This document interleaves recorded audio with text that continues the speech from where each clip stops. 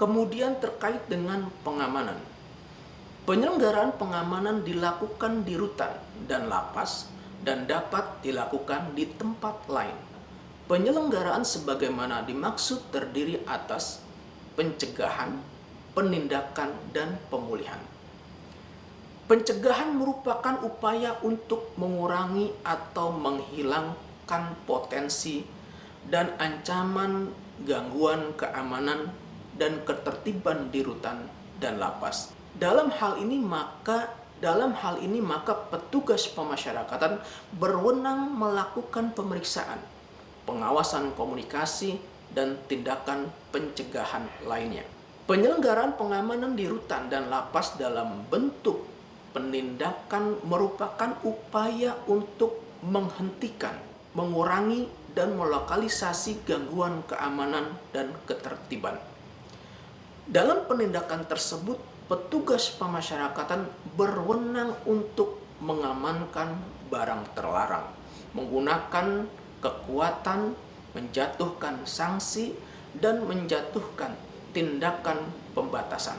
Penjatuhan sanksi bagi tahanan dan narapidana berupa penempatan dalam sel pengasingan paling lama dilakukan 12 hari dan atau penundaan atau pembatasan hak menerima atau menolak kunjungan dari keluarga, advokat, pendamping, dan masyarakat.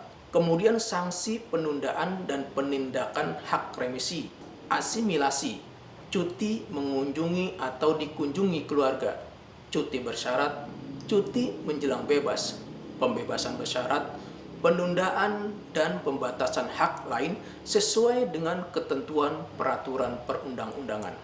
Dalam menjatuhkan sanksi kepada tahanan dan narapidana, petugas pemasyarakatan wajib memperlakukan tahanan dan narapidana secara adil dan tidak bertindak sewenang-wenang dan mendasarkan tindakannya pada peraturan tata tertib rutan dan lapas.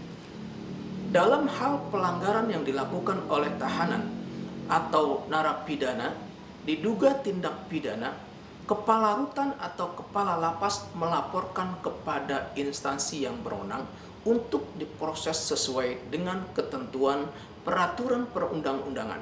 Tindakan pembatasan berdasarkan hasil penilaian petugas pemasyarakatan dikenakan bagi tahanan dan narapidana yang terancam oleh lingkungan sekitar atau risiko tinggi. Tindakan bagi tahanan dan narapidana yang terancam oleh lingkungan sekitar yaitu berupa penempatan di tempat tertentu. Penyelenggaraan pengamanan di rutan dan lapas berupa pemulihan merupakan upaya untuk memperbaiki dan mengembalikan keadaan kondisi pasca gangguan keamanan dan ketertiban yang dilakukan melalui cipta kondisi di rutan dan lapas.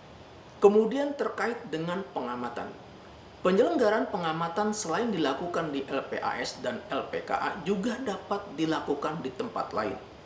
Pengamatan sebagaimana dimaksud terdiri atas pencegahan, penegakan disiplin, dan pemulihan.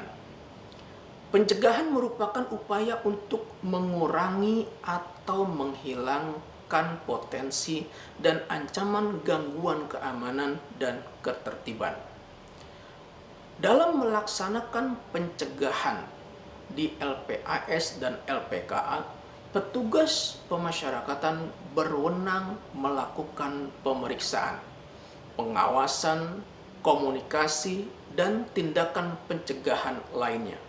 Sedangkan dalam penegakan disiplin, petugas pemasyarakatan berwenang untuk mengamankan barang terlarang dan menjatuhkan tindakan disiplin.